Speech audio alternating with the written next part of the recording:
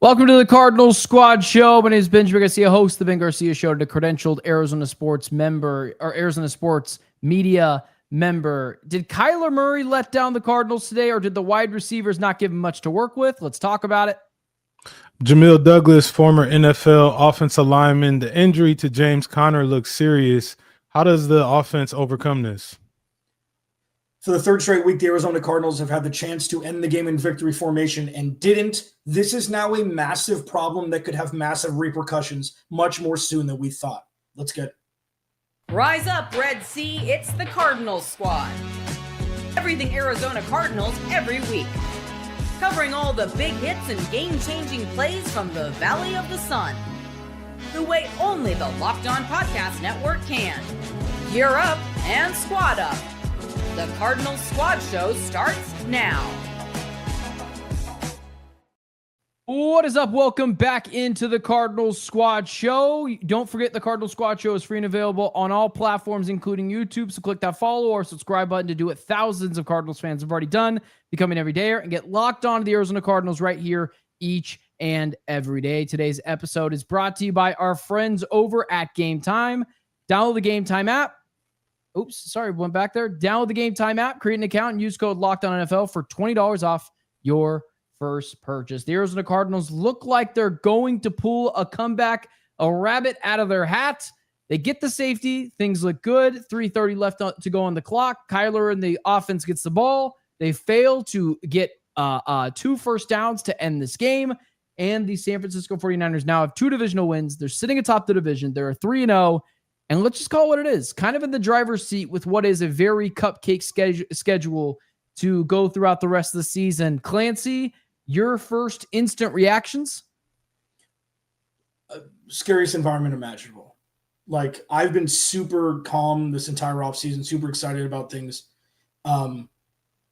This is the third string 49ers defense. So outside of the offensive line playing their best game so far this year, if I don't care how many drop passes there were, I don't care how many batted down balls there were, the Arizona Cardinals and Kyler Murray had the chance to win another game, and they failed. They had a chance. They had the ball with under 4 minutes left and had a chance to get a first down or 2 to win the game, and they didn't. 3 in a row. This is not something that is new. This has been something that's happened. I don't remember their last victory formation. It's probably before their bye of last year. This is a much graver situation than we expected it to be through 3 weeks, regardless of if they added to the offensive room or not this offseason. Yeah, man, brutal watch. Brutal watch. I go back to when I played for the Titans.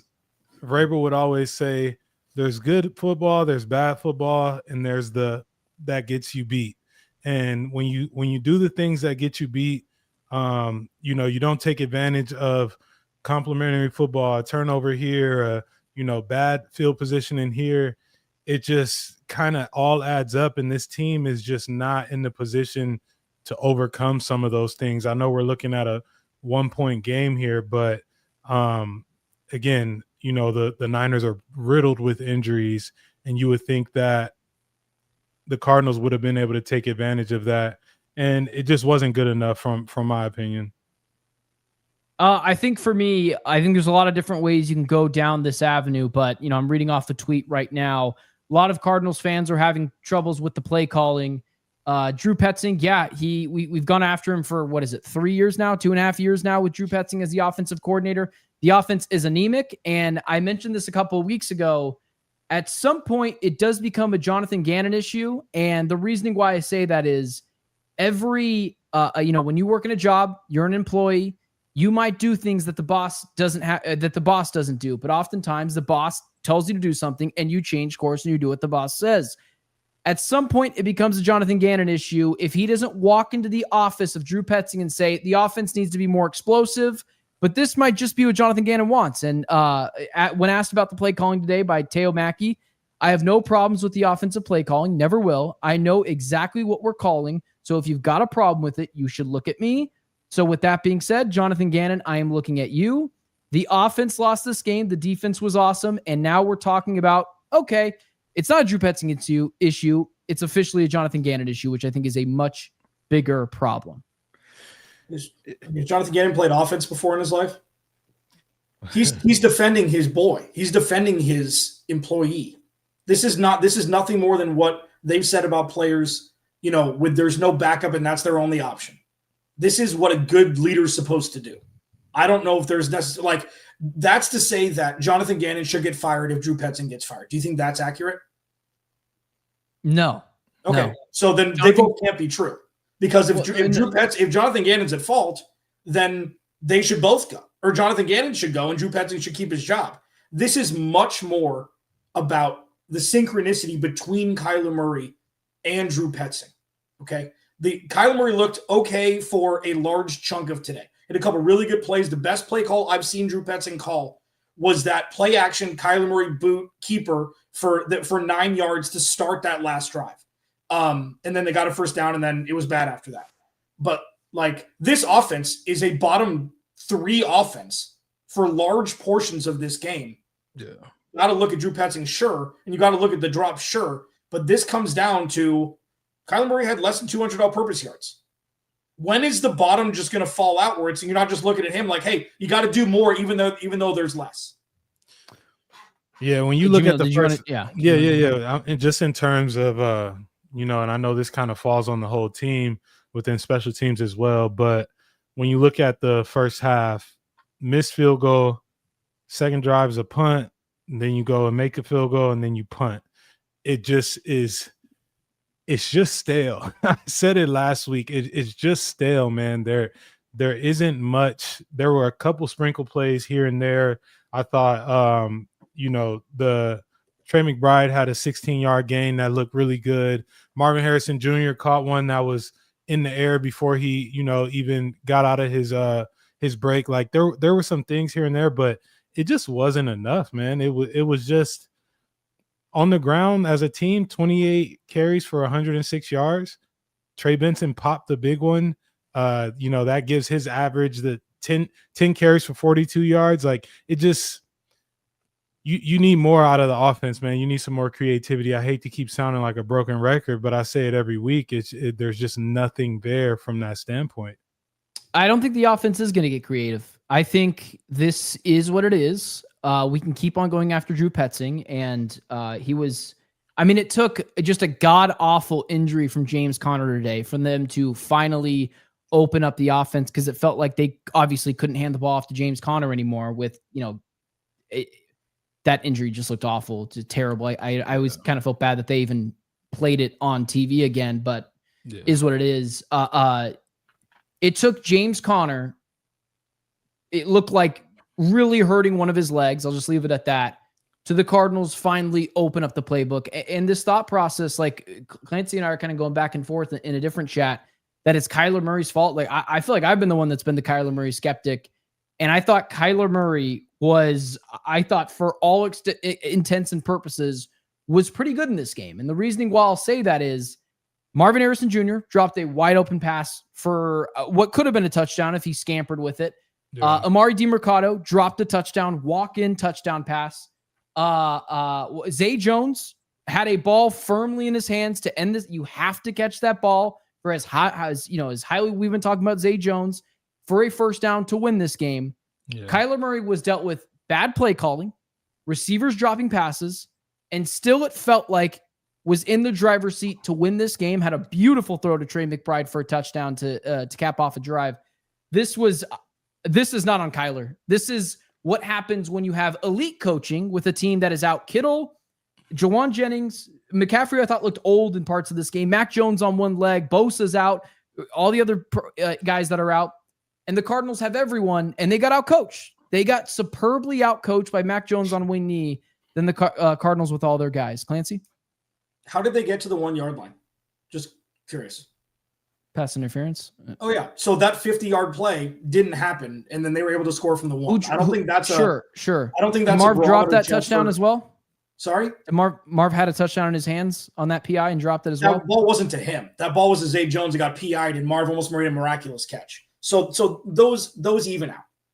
Kyler Murray, if you look at the stats alone, and not who the player is, not what the team is, threw for 160 yards.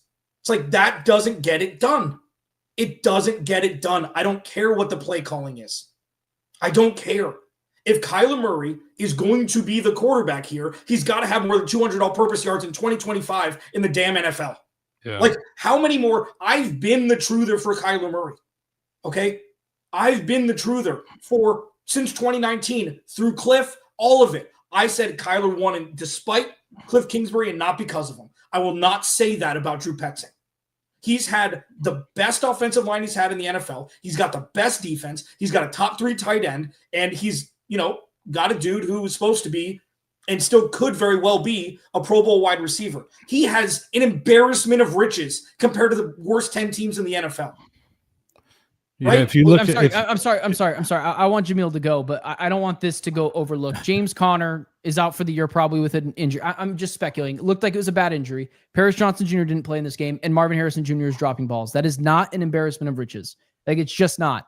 And I'm not here trying to defend Kyler. Kyler is what he is over the past couple of seasons. But this individual game, this was a clear out coaching of 2 different teams. This was a coaching loss. This is not a Kyler loss, man. I can't go there, Jamil. It's a collective loss. Like I said, there is plays that needed to be made on the field that weren't made. He put the ball in certain spots where guys should have caught the ball and could have scored on certain plays. If you look at the stats alone, Mac Jones completed 5 more passes than Kyler Murray had 284 yards.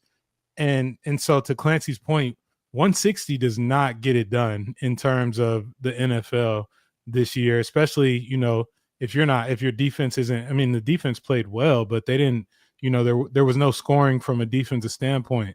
But I just think it was a collective thing. It was something that there was not, complimentary football was not being played. Like, that they would get good field position, wouldn't take advantage of it, or, vice versa. Like, it just wasn't being played. And that's the stuff that gets you beat at the end of the day. The offense hasn't scored more than 20 points in any game this year. Brutal. So who's that on? That's on everybody but Kyler Murray. I'm having trouble making excuses and reasons as to why we're still talking. Listen. I've defended Kyler Murray forever. This is the first game after which, like, you know what? This is on him. You had the ball, 4 minutes left. I don't care if your left tackle's hurt. I don't care. Good quarterbacks go and win games. Kyler Murray had 4 come from behind wins last year, okay? And that was great. And then the wheels fall off in the second. I'm not saying trade Kyler Murray. I'm not saying bench Kyler Murray. I'm not saying any of that. I'm also saying that these are all excuses as to why the Cardinals only scored 15 points, 7 of which were gift wrapped to you on a 1-yard line through pass interference, and the defense had a 4-down stop on 4th and goal to keep the 49ers from scoring another time. So we can't paint a more in a vacuum picture as to why the Cardinals should have won this game, irrespective of who missed time and who didn't play.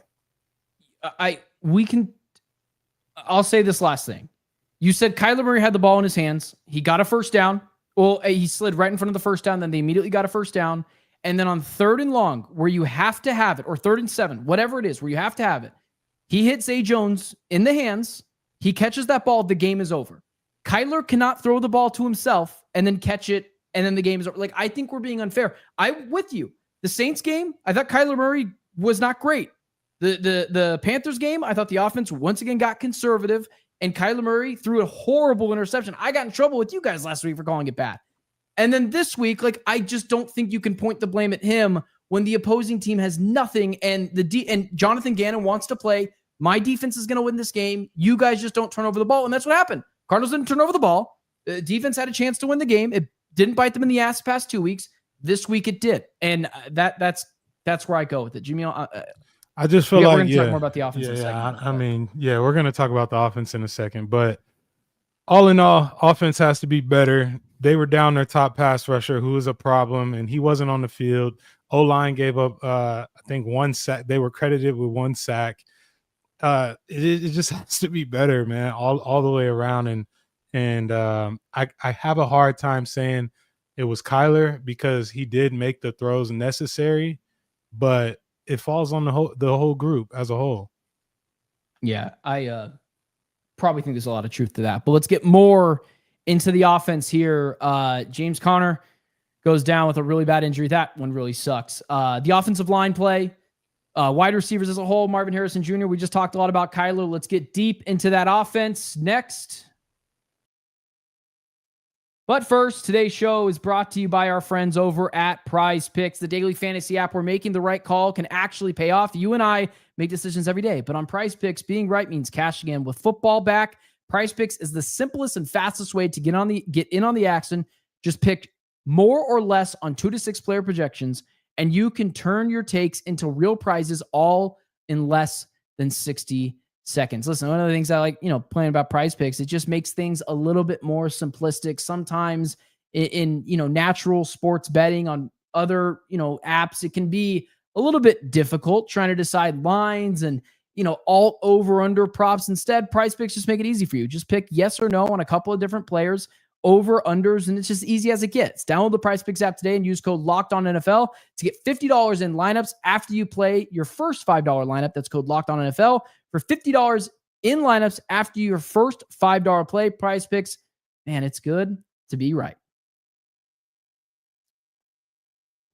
All right, let's I think because we just talked a lot about Kyler, and naturally he's going to continue to come up in topic of conversation. We will continue to debate that. Let's talk about Marvin Harrison Jr. I'll start here. I had a take earlier this week about Marv that I do think, yes, Petzing has his shortcomings, but Marv is the 4th overall pick. I mean, you got to catch 5 balls a game. I mean, 4 balls, even if it's not insane. He was invisible. And once again, and earlier this week, I had Marv favoriting one of my videos of me criticizing his play, and Marvin Harrison Jr. responded to that this week with a major drop pass, which could have went for a touchdown or at least a long yardage.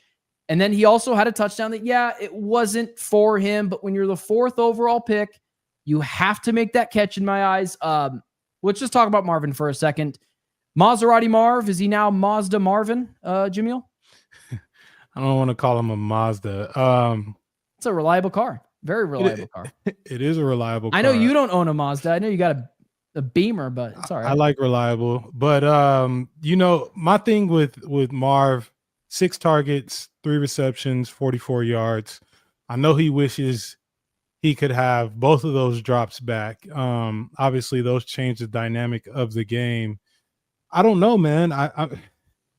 Trey McBride is the number 1 option in this offense. Like, let's just call it what it is. And so, when we're looking for Marv Trey had 8 targets, Marv had 6. When we're looking for Marv to be the number 1 option, in Kyler's mind, when things break down, he is looking for number 85.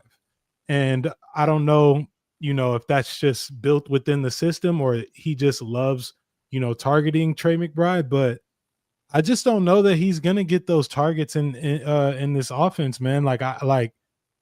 I know last week I said they need to kind of force feed this guy. It's hard when you have plays like that to say, we're going to keep getting you the ball. Obviously he's your 4th overall pick, but it just makes it that much harder to continue to kind of force feed a guy or start to force feed a guy. So I don't know, man. Obviously disappointing.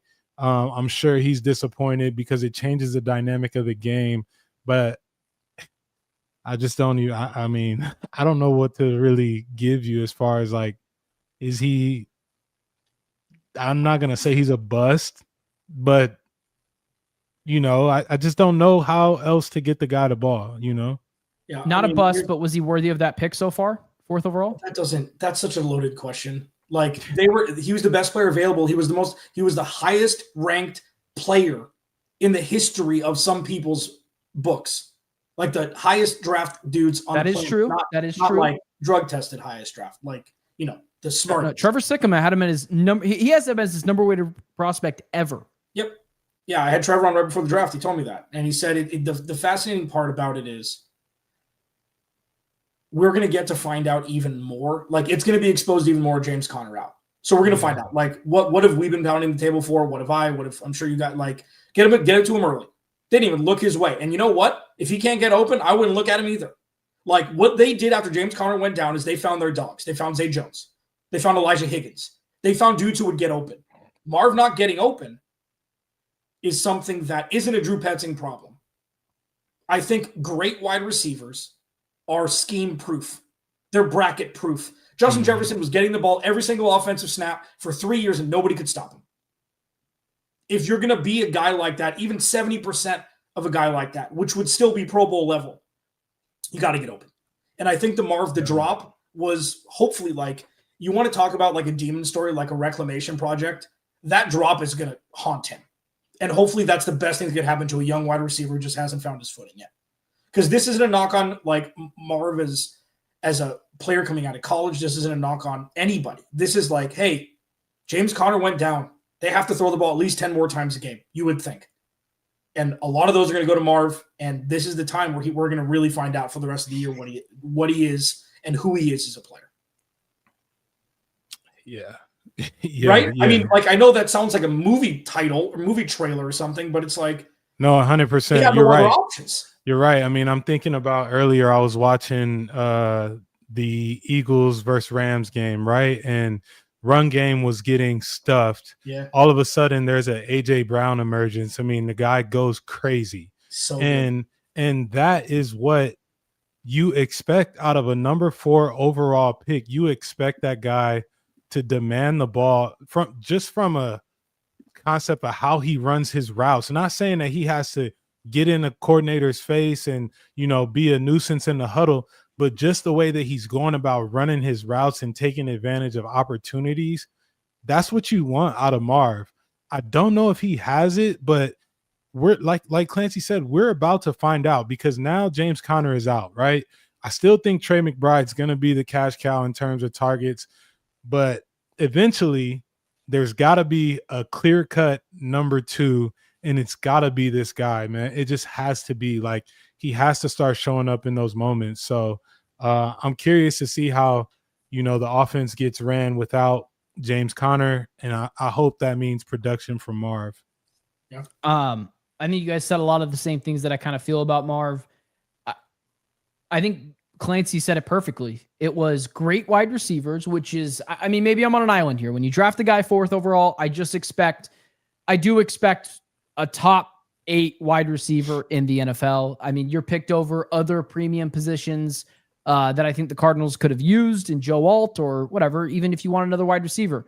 Do we think Malik Neighbors drops that wide open pass? Like, do we think that? No, right? And you don't even think about it. You don't even think about it.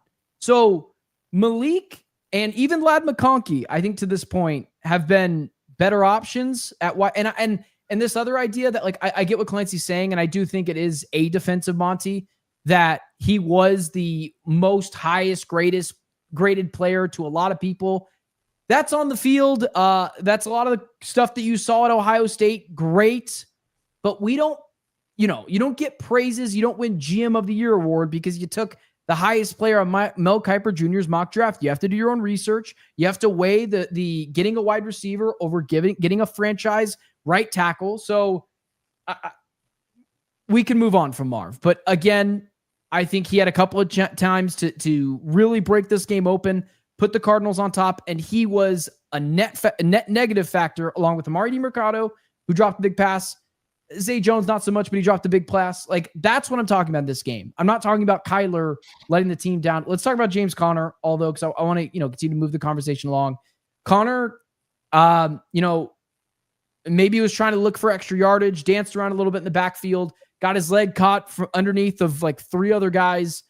It looks like it's season ending, but who knows? Maybe you get lucky like Garrett Williams was last week, and maybe it's just a really bad sprain, and that could be a possibility as well. I remember David Johnson, the last game of the season years ago, had a really bad injury, what it looked like against the Niners, and then turned out wasn't torn at all. So James Conner, no longer the bell cow back, at least for the foreseeable future. Can the Cardinals overcome that, Clancy? Yeah. They've been able to run the ball. Yes. That's not something that they're going to still be able to run the ball without James Conner. This may be, I say this very lightly because I'm taking the experience of what happened and removing the human element just for this conversation, because obviously you never want to see anybody get injured, let alone something like that. This could be what unlocks the pass game, because it's going to have to. or it could catastrophically fail, and we're having different conversations. Okay, the run game is Drew Petzing's strong suit. If anybody can figure it out, he'll be able to figure out the run game. And that's what they've been able to do, regardless of who the quarterback's been, regardless of who the running backs have been. So I don't think the run game is going to suffer because James Conner, it's obviously not going to be as good, but I don't think it's going to be non-existent just because James Conner's not there. That's why you draft Trey Benson. How much of that do you think was actually Clayton Adams in the run game? Do you buy into that at all? No, I think it's the offensive line. Like, the offensive line has just been bad against the run. They've been good against the pass. They've been the 80 whatever percentile against the pass. So I think it's more of a scheme thing. That's more of a Petzing thing than a Clayton Adams thing. Jamil? Yeah, no, I agree with you. I think what you're gonna miss out of James Conner is the things that come from his leadership. It's gonna be, the ability to rally the guys. The guys are obviously gravitate to him because of what he stands for and all of those things. And he's a leader on the team. Let's just call it what it is. From a standpoint of production, though, I think that you're going to be fine with Trey Benson. Obviously, Amari DiMarcado, rough little, go to hop in this game. But I think Trey Benson just gives you a little bit more pop. And that's not to kind of, shoot down what James Conner brings, but I think he just gives you a little more to your run game that is a little bit more elusive than what James Conner does. And that's kind of what I think the Cardinals need. I don't think the Cardinals have the ability to ground and pound. Like Clancy said, we have not seen them in the game in a 4-minute mode decisively. And so if I'm, Drew Petzing, it's not that I'm happy about this injury, but I have this guy in Trey Benson who is a little bit more elusive. I can do a couple more things with him as far as wide zone and misdirection type of things instead of just getting straight downhill. And I think that kind of benefits the offense. So I'm going to say they're going to miss him from a leadership standpoint, but I think production-wise, they're going to be fine. I mean, I know Trey Benson has popped a few big runs, and I think as he gets more carries, he'll be a guy that gets more of those opportunities to pop bigger runs. I think that we're focusing on a lot of noise and not the actual root. I've said a long time on the show, the only thing worse than having a problem is not knowing what the root of the problem is. And we're back at the point where we don't know what the root of the problem is. There are a lot of candidates, but when it's the run game is good or traditionally good and the pass game isn't, it could be more than one root. So like going back to the Marv thing, is obviously couples into this is like, I think Marv is a Petzing problem. I think the offense as a whole is a Kyler problem. And Drew Petzing can only call the plays. Kyler Murray can check out. Kyler Murray's got probably 3 or 4 options to check out to at the line. Okay. Are you saying Marv from a production standpoint is a Petzing problem? I think it's more of a Petzing problem there than a Kyler problem. It's more of a Petzing problem than the offense is a Petzing problem altogether. They've been a top 5 offense running the ball since Drew Petzing came over. You can't say that about most teams. They're at a point needs to have an anchor for quote-unquote blame or responsibility. It's never going to be the coordinator. It's always going to be the quarterback. When it really comes down to it, it's the quarterback. And again, I'm not pointing Kyler as the guy. I'm not saying, get him out of here. It's just every game that goes by and they score less than 20 points with an all-world tight end and, a couple other really good players, it's like, well. What if this is just standard defensive head coach wants to run the ball, put the ball not in harm's way, and let his defense win the game? Because over the last 2 weeks, that's been the case. And I think there is an argument to be made that when they started throwing the ball downfield, it looked pretty good. And then they stopped on that final drive for whatever reason. I don't understand why teams do that. And it's just this is the way Jonathan Gannon wants to win or lose games. He trusts his defense. He trusts the offense to go out there and not lose the ball. Yeah, no, I agree. I've always, in my experience in the league when I've played, I've always felt like if you're a defensive head coach, you need an elite offensive coordinator, because just calling a spade, like, he knows offense from a defensive standpoint and what's hard for, defenses to cover and things like that. And that may bring some knowledge. But as far as like putting a play together or putting a scheme together to have an identity, which we have not seen, we cannot say this is what they lean their hat on when things get tough. We haven't seen that. I think defensive head coaches have a hard time putting that all together. And I just feel like that's what you need. Like, to me, Drew Petzing is not an elite offensive coordinator. We can say, he does a couple things well, nothing elite to where this offense is a problem. Call it what it is. This offense on paper should scare people. It should scare people from a wide receiver standpoint, tight end, running backs, 1, 2, 3, O-line, like they don't have a terrible O-line. Like, this offense should be productive every week. And the defense, because you have a defensive head coach, should be keeping you in games, getting turnovers, field position. They've done that. Yeah, you're right. Okay, from a standpoint of, they held the injured San Francisco 49ers. They've done their job. Right. As they should. That was funny. as they should for the Niners and for the Panthers last week. Like, they should. I'm saying from a standpoint of like I know we've seen them play well. I'm not saying that the defense is bad, but I think from an offensive standpoint, we haven't seen the things that elite offensive coordinators bring to teams. Agreed. I don't think anybody's going to argue with that for sure. Anyone else want to take some last minute swings at the offense? We're ready to talk about the defense, the stars of the show today. God, they were stars. Right. They were stars, Clancy. I won't talk about your defense. They were good. They were good. What line did you play for? Did you play D-line or did you play O-line? I feel like I never saw Calais Campbell was free. Calais Campbell was free, man. He should have had a sack on God, one dude. Of those. There were a couple plays. Yeah, they were so close to a couple. Josh Sweat's game, Let's pay some bills first, and then we'll move over to the defensive side of the ball. Let's give that defense a letter grade, I guess. Let's talk about Calais Campbell's. Just been a revolution for this team. Sweaty J got into it a little bit. Let's talk about that and much more next. But first, let's talk about our friends over at Game Time.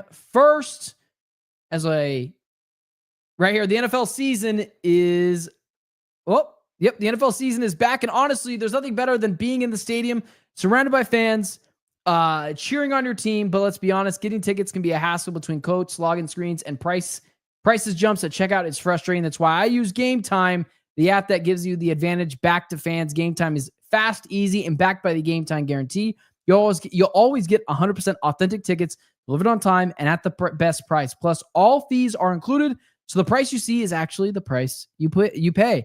I pulled up Game Time, and in a couple of taps, I saw amazing deals. I'm talking about all things NFL, and it's not just the NFL, right? Oftentimes, I used to go to Diamondback games, Suns games, concerts. I remember one time I went to a Blink-182 concert because I waited until prices dipped closer to the showtime and got in at like a fraction of the cost of me and my wife, and had a heck of a night. So download the Game Time app, create an account, and use code LOCKDOWNNFL for $20 off your first purchase. Terms apply. Again, that's code LOCKEDON NFL for $20 off. Swipe, tap, ticket, go download Game Time today. All right, let's talk about that defensive side of the ball. Remember, no Will Johnson in this game, no Garrett Williams. I think that's probably where we should start first. Keitrell Clark played a lot in this game. Denzel Burke had kind of a bad hands to the face late in this game that I'm not really sure how much it affected the game as a whole, but he had a flag there. But overall, I thought the defensive backs, for going out there with Max Melton and a whole lot of nothing else behind them, as Clancy has mentioned numerous times, they had a lot of safety sets out there to help cover up some of the deficiencies of these young corners. Keitrell Clark, Denzel Burke, thought they played pretty well tonight, Clancy. Ricky Pearsall ate Keitrell Clark's lunch for a large portion of this game. Denzel Burke's defensive hands to the face was on that last drive that extended the drive, so it wasn't fantastic. That's twice in a row. 2 games in a row, the Carolina one that extended that drive, and then another one. He's not ready to play in the NFL yet. He's just not, and that's okay. He's a rookie. He shouldn't be playing right now, but they need him, so he is. Nick Rallis is just – he had 4 safeties on the field for a good chunk of today, including rookie Keaton Crawford. Like, he had every potential color in his crayon box, like just drawing, closing his eyes, and just – I mean, he was incredible today. I know that they it was first and goal inside the 10, got a great stop. The defensive front is legitimate in short yardage. I don't think that's a surprise to anybody. Dalvin Tomlinson played well. Josh Sweat got home finally. He's had like 6 almost sacks this year already so far. Calais Campbell had this, the holding in the end zone that ended up being the safety. David Taylor Demerson with the interception that gave the Cardinals yet another opportunity to put points on the board when they couldn't. Like, this defense is as advertised. Down there, probably top 2 corners, I'd probably put Will Johnson ahead of Max Melton just in a vacuum for the rest of the year if they were to play side by side, which they will because Garrett Williams is probably going to be out for a long time. This defense is doing everything times 10 that they need to do to win games. They've given up 25. They've given up 41 points in the first 3 weeks. What do you want? Seriously, what more do you want? Yeah. It's less than 17 points a game. Kwame Lassiter, my first mentor in this space, rest in peace, said 17 points. If your defense gives up 17 points, you're supposed to win that game. And the defense has done everything times 10. I don't care what the opponent is, man. They're doing everything they're supposed to do, and the offense isn't keeping up. Clancy's right. I'm not gonna mess with his defense. What I will say, do it. Push I'm not push back like argue but. No. What I will say is, look, 1 for 4 in the red zone, the Niners were, and 2 for 10 on third down. Yeah. If you showed me that stat line on Thursday when we shot our last show, I would have told you the Cardinals are winning this game. Oh God. 2 for 10 on third down means you're getting off the field. You're getting your offense the opportunities. And that's what I said is wrong.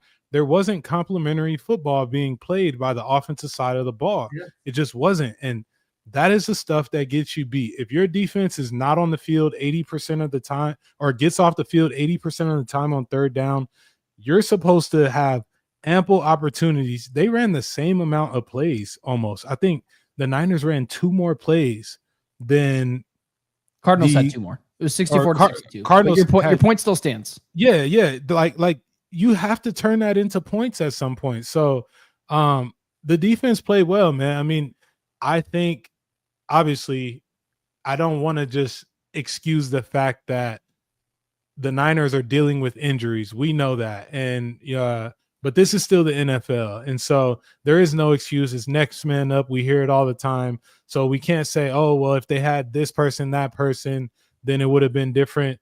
They held them to under 17 points. Like Clancy said, they're supposed to win the game if you look at these numbers. I think it's pretty clear the defense was awesome. I like, what are you supposed to say even more about the defense? Like, yeah, it's like when like Clancy and I were arguing in the chat a little bit about batted balls with Kyler Murray. And I think for me, it's like, yeah, he's 5'9". I'm just going to accept that that's going to happen a little bit more. It's not an excuse of Kyler. I just know it's going to happen. And so I don't get too angry about it, although I understand why other people do. The cornerback position, when you're down to your 4th and 5th string guy, I'll live with 2 penalties, 1 hands to the face late in the game. Yeah, not a great spot, but if Nick Rollis can keep a game that close where I thought, yes, they were just going to pick on this team all game, Ricky Pearsall really didn't explode onto the scene until the 3rd quarter. Like, they kept him in check for most of that game. Yes, when it was time for him to come out, he came out and with a vengeance and just, knocked Cardinals on their ass a bunch of times. But I thought the interior of this defensive line showed up a lot in the run game. Christian McCaffrey, I didn't think he was great in this game. Darius Robinson was part of that big goal line stand. And tell me if this is too far, and I'm speaking in hyperbole maybe. I thought there was 2 linebackers on the field, right? Fred Warner and Mack Wilson. And I think Mack Wilson was the better linebacker in this game too. And I thought Fred Warner was really freaking good. So when you have all that kind of stuff going for you in this game, yeah, the offense at some point needs to pay back the defense. And they're only going to get healthier. It makes you continue to think what's going to happen when Walter Nolan comes to the fold. And that slow start that we talked about with this pass rush, I thought they played pretty well today. Rabbit Taylor Demerson had a pick. That's a good point to Clancy's offensive point that you need to reward them. But yeah, I mean, Jonathan Gannon, the Nick Rollis defense continues to show that with upgraded weapons, for lack of a better term, for defense, they're going to be really good all year long. And they're also really deep. So defensively, I thought it was just a really good show out for the Arizona Cardinals in this game. Anything else that popped out to you guys defensively, Clancy? Jamil? Cohesion. It was one heartbeat defense. Like, and what's that word that really good coaches do at halftime to change the outcome of things? Yeah, adjustments. The Cardinals offense doesn't do that. So, like, what Kyle Shanahan did was, all right, well, Ricky Pearsall, you're the only able-bodied currently wide receiver that's on this team pretty much, because Jawan Jennings was out as well. Let's get you the ball and let's line you up on Keitrell Clark. And then and they did. He made an incredible catch down the sideline. Keitrell Clark played really good defense on that one deep ball that ended up inside the 10-yard line. Ricky Pearsall just made a great catch. The dude makes great catches. Like, they force-fed that guy. Yeah, and Ricky Pearsall was what? 31st over or whatever he was. The thing is, and he got shot in the chest before the start of last season. Let's not forget that. Yeah. The Arizona Cardinals have been hiding behind their defense pretty much since Cliff took over. No. Well before that. That's fair. I just say side of the ball. I thought it wasn't fair. The defense was the competent side of the ball pretty much since Kyler Murray's been drafted.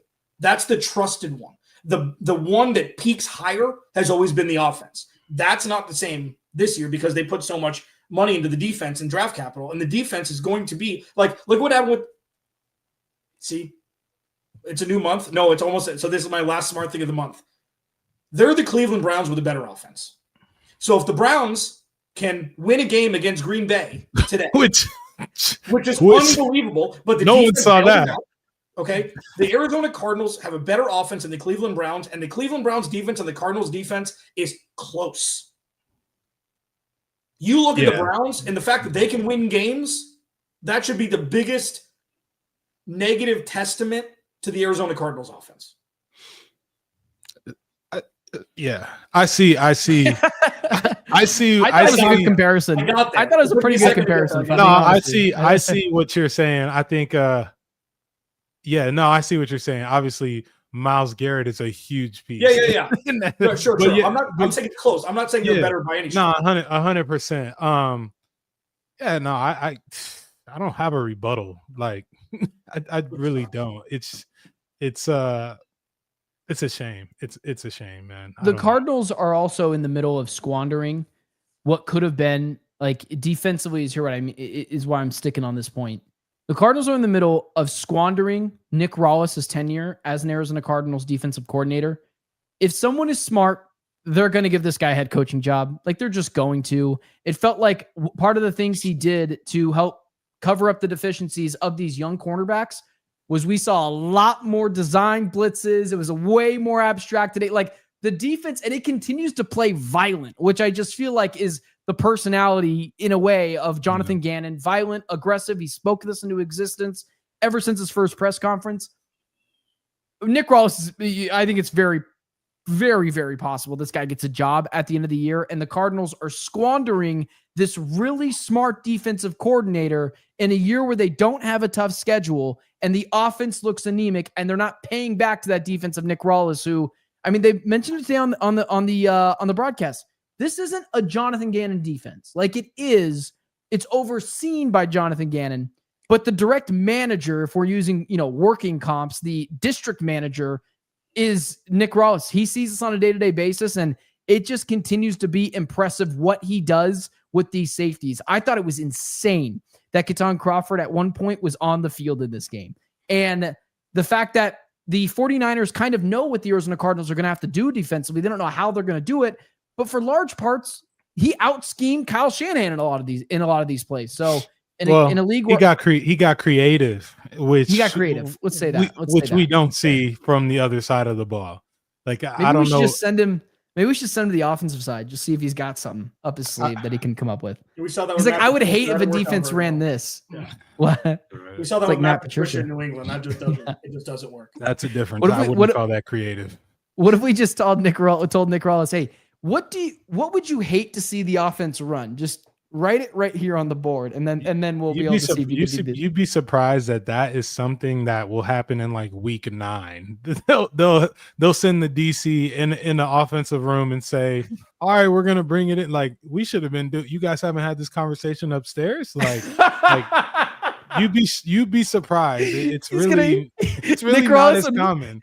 He walks into the offensive meetings and he goes, so the first thing I would do is I'd probably target Marvin Harrison Jr. and Drew Petzing goes, who's that? There's a guy named Marvin Harrison Jr. on this team. That guy retired. Man, he knows who that guy is, man. He's got to get on the ball, dude. I think it's not funny, but it is fun. The ability. Oh no, it is funny. In terms of Ricky Pearsall, like the way that you felt like he was starting to take over a game. This guy is 6'3", 200 and something pounds. He should be doing this every week. All right. Let's move over to the lessons of the game, because now we're drifting back over to the offense that I do want to yell at. I just want to keep the segments consistent. 100%. Let's go over let's go to our lessons of the game. Let's quickly preview that Seahawks game that's on Thursday Night Football. We'll also tell you guys our scheduling that we're going to do next week, since the game is on Thursday Night Football next week, which, God, is a little concerning right now with the way the Cardinals look. But with that being said, let's move it over to the lessons of the game next. First, today's show is brought to you by our friends over at Upside. Hey, Locked On Cardinals Squad Show fans, are you still paying full price for gas? Stop leaving money behind. Get real cash back every time you fill up with the free Upside app. Simply download the free Upside app in the App Store or the Google Play Store right now and start earning cash at the pump today. Use my limited time promo code touchdown and get an extra 25 cents back per gallon on your first fill up. You can make up to $300 a year just from buying the gas you already need. At first, I thought it was too good to be true, but it's totally legit. Real people are getting paid just to make their daily commutes, and you can too. You can cash out anytime to your bank account, PayPal, or an e-gift card for Amazon or other brands. Don't let this offer drive by. Download the free Upside app today now by using my limited time promo code touchdown for a limited time 25 cents per gallon off bonus. That's promo code touchdown. Offers vary by user and location. Go to upside.com for terms and conditions. All right, let's close out the show. Let's just take another metaphorical bat to this offense again. Let's just run it back. Lessons of the game. I guess it could be defensive. Maybe the lesson of the game is maybe the defense should just stay on the field the entirety of the game and try to get safeties and pick sixes. Clancy, what are you taking from this game and taking over to the Seahawks game on Thursday Night Football? On a national audience, I might add. God, this offense might put Al Michaels to sleep.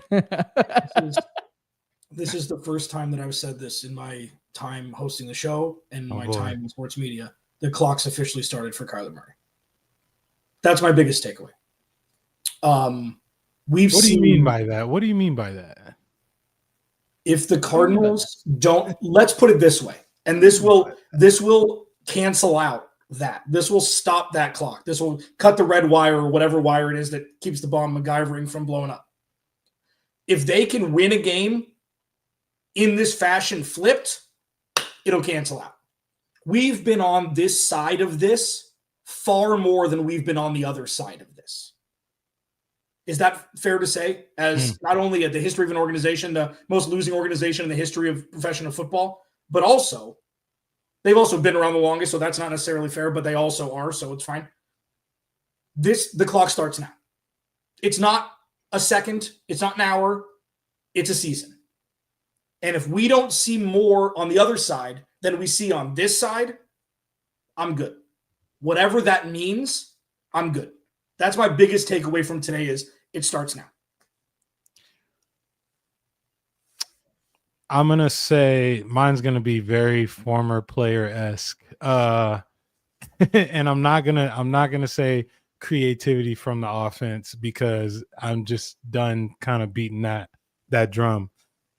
This team's got to start playing better complementary football and taking advantage of opportunities. And when I say that, I think of the drop that Marv had, the drop that Amari DiMercado had that could have been a touchdown. We're talking about a whole different game in terms of if those two catches are made.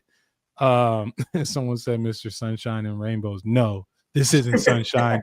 This isn't rainbows. This team does not play complementary football. What did you think of the lineman back there running in the fullback? I hated it because he looked timid when he got to the point of contact. To be honest, the linebacker same foot, same shouldered him right into the hole. Like he basically used the offensive lineman's body to shield a gap. So I hated it. I didn't think that was creative at all. Like, don't do it. Don't do it. Bring a real fullback in there, or put Tippmann back there and let him go and do that. He's a physical guy. He can get it done. The Seahawks will beat this team if they don't take advantage of opportunities like today. Like, if you have good field positioning, you got to score points, come away with a field goal. You can't have these drop passes, especially from guys that you consider staples in your offense, or at least should be staples in your offense.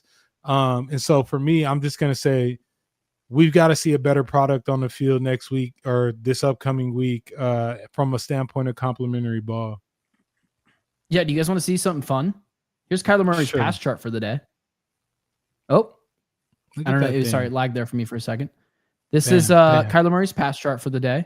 So a lot of dink and dunk, little things over the middle, behind the line of scrimmage. That's 1, 2, 3, 4, 5, 6, 7, 8, 9 passes behind the line of scrimmage out of 35.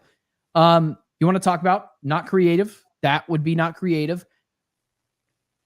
I think the lesson of the game for me is pretty clearly that Jonathan Gannon, this is what he wants to do with his defense. He's taking the blame for Drew Petzing. He's saying, I know what's happening in the offense. If you have a problem with it, ask me about it. I appreciate him taking blame for it.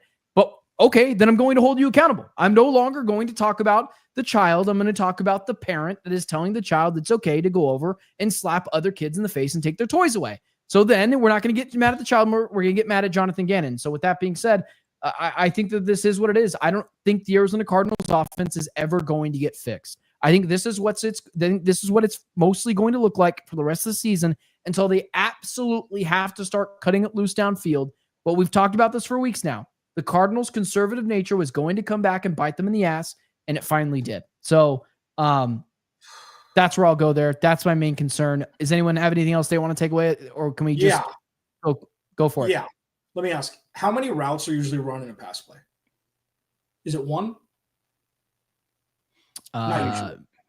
So 3. Just because Kyler Murray chooses to target 3 yards in front of the line of scrimmage doesn't mean that that's the best target to throw the ball to.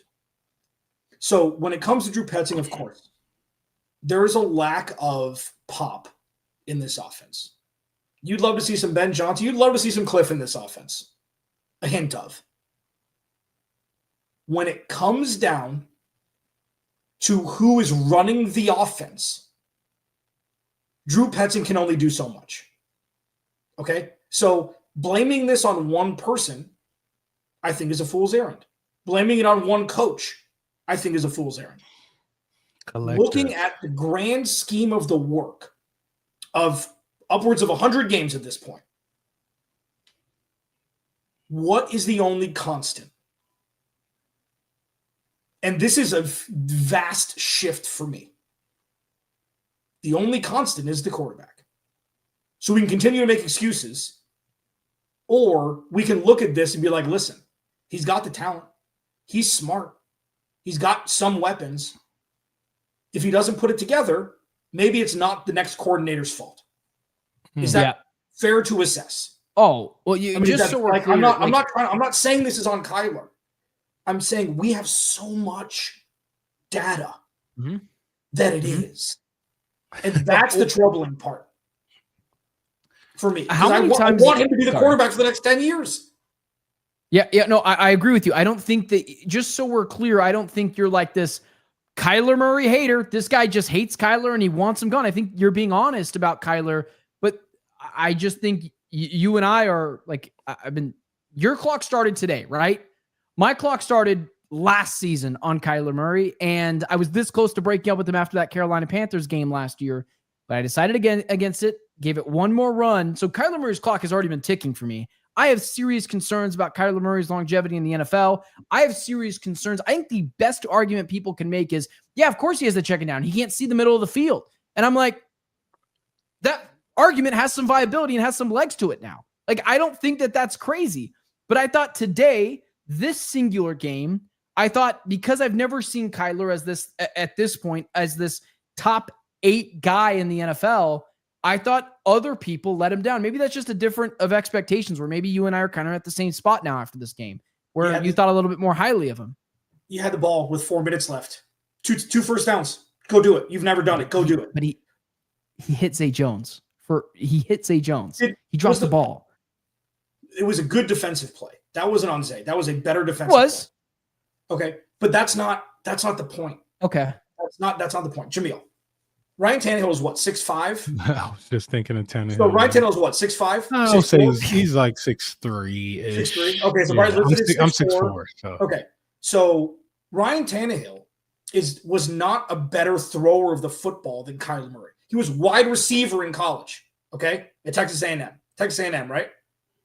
Yes. Ryan Tannehill had a scheme, sure, that allowed him to throw the ball to A.J. Brown and me, and hand the ball off to Derrick Henry and Ben and get the 1 seed in a very, very difficult AFC conference at that time.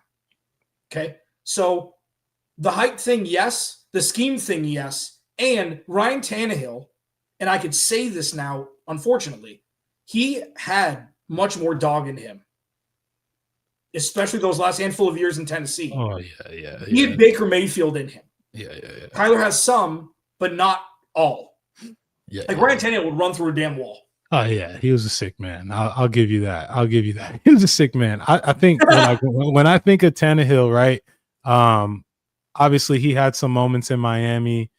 Production was not there though, because he didn't, obviously stay with them. When he got to Tennessee, this is what I'm saying. There was an identity and there was a system, and we didn't deviate from when we got down, we had to get out of our run play action and toss the ball around. Sure. But it was very clear what we were going to do from an offensive standpoint, and he stuck within it. I don't think Kyler has that. Like, it just doesn't.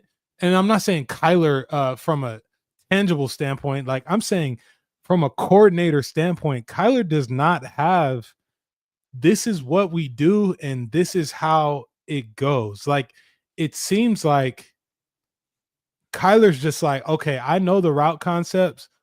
I'm looking for 85 first. And then outside of that, if nothing else is there and I don't see anyone just streaking, I'm taking the check down. Because I don't think that there is a like, okay, this is cover 2 or this is cover 3. The ball probably won't go here on the first read. So don't even waste your time trying to look at that read. Like, unless it's an advantageous look, just go to the second read, because we know that this play versus cover 3 does not work. I don't think that they're doing that with Kyler. It just doesn't seem that way, because we would see more with the skill players that he has. We would see more completions from down the field if that's what he was getting from a coaching standpoint. Let's do the same thing we've done every single week. Quick 30, 60-second preview of the Seahawks game coming up and how you feel about it. Does this game make you feel worse, better, the same, Clancy? Like, should the Seahawks be favored in this game? I haven't seen the line or anything like that, but should they be the better team? The Seahawks look great, even though they haven't played that good. They lost to the Rams, I think, right? Week 1. They haven't played. I mean, they beat up. They lost to the Niners week 1. Oh, the Niners. Week 1, it was the Niners. Yeah. Okay. They just obliterated the Saints and truthfully played really well versus Steelers a week ago. Yeah, I mean, for me, I think the defense will be able to hold up this year against any opponent. Like, I think that's going to be. It's going to be obviously not the same as, the Saints or Carolina or whatever, maybe, or 49ers this way. I think they'll be able to hold up. I know Ben is still, I know Jamil's still TBD for sure. You can see it in his eyes. Like, we got to see a real opponent, which we will on Thursday. I think the best thing that could happen to this team is they play on a short week after getting embarrassed this way, to be able to actually have that fire in your belly still. If the Cardinals show no fight and they lose 30-13, everything is on the table so quickly. And that's not overstating really anything, I don't think, at this point. I think we've been super level-headed about all this. But yeah. I just want to – I'll go really quickly. Clancy is right on everything he is saying. Every single thing. I actually feel good about the Cardinals' chances on Thursday Night Football at home. That's good. After getting embarrassed. Yeah. I just expect a bunch of guys who just got embarrassed to be able to go at home and beat Sam Darnold. I'm not talking about annihilating them, but if they lose this game at all, forget losing 30-13. Everything is on the freaking table. We're talking about Jonathan Gannon's viability as a head coach. We're not talking about Nick Rollis, likely not. We're talking about Drew Petzing. We're talking about Kyler Murray, Marvin Harrison Jr. Can this Trey Benson, if he doesn't play well without James Conner as the second guy with him, the Sonic and Knuckles thing that the Lions do? I actually feel like the Cardinals might win this game on Thursday, but that's just a narrative thing. I don't know if schematics I can make the actual play outside of the defense is going to play pretty well. Jamil, you want to close us out here? I don't know how I feel. I'm still in the middle. It's too early. You'll have to 27-21. You'll have to 27-21. Hey, we're not no team yet. He's not going to pick the team. He's not going to pick the team. He's just going to tell you the score. I was right. But I think that yes, this is going to be a great test for the Cardinals. If we don't see a team that looks hungry, I will start to worry from a standpoint of it's so early in the season, but the two losses, if they lose this game to Seattle, obviously they're division losses. These are big losses that we're talking about. I'll start to worry a little bit in terms of like, is this team gonna kind of gather itself and make a push? Because I know early on we talked about this being, we could be 6-1 or 5-1 before the bye week or whatever the case may be. That's not going to be the case. So we got to see how this team comes out and fight, and I hope they come out because they got a lot to play for. Yeah, I got one last thing. I know we're going a couple minutes long, but like, look at it this way, big picture stuff. Say they do lose and say things don't go as to plan this year, okay? Any defensive mind would love to coach this defense. Any offensive mind would love to coach this offense. It probably wouldn't be tied to Kyler Murray. So the Cardinals have the roster. It depends on if they have the coaching staff and the quarterback. And that's what we're going to find out. The roster's set. Monty's done his job. Remember, we talked about this before the season started. If I had to pick between Jonathan Gannon, Kyler Murray, and Monty Ossenfort, I'm picking Monty, saying bye to everybody else. Well, Darius Robinson hasn't been amazing. Marvin Harrison Jr. hasn't been great. How's their defense? Defense is pretty good. We just praised the defense for an hour. The defense is very good, but I think you get paid to hit on draft picks, and Paris Jones Jr. is awesome. The other two guys, who's the other Cardinals first round draft pick this past year? Oh, Walter Nolan hasn't played yet, so TBD on that one. Yeah. But Rabbit Taylor Demerson, I don't want anyone to escape any blame, but I understand what you're doing. You're kind of doing the picking aside thing because if you have to. With that being said, guys, we are done here. But for these 54 people still in the chat, do us a favor, hit that like, hit that share, hit that subscribe button. Do us a favor. We're all just guys really hungry for those clicks. As well as we will be live Tuesday at 6 p.m., not our standard Wednesday 6 p.m. shows. It will be Tuesday at 6 p.m. will be our next show. And then directly after the Cardinals-Seahawks game on Thursday Night Football, obviously directly after that game, after Clancy does his live show, we'll go live for an hour. But no show on Wednesday, Tuesday, and Thursday. That will be the format for this week. Then we'll go back into our regularly scheduled programming. But for that being said, for everyone in the chat, Jamil, Clancy, tough loss for the Cardinals. I'm Benjamin Garcia. We will talk to you guys on Tuesday, 6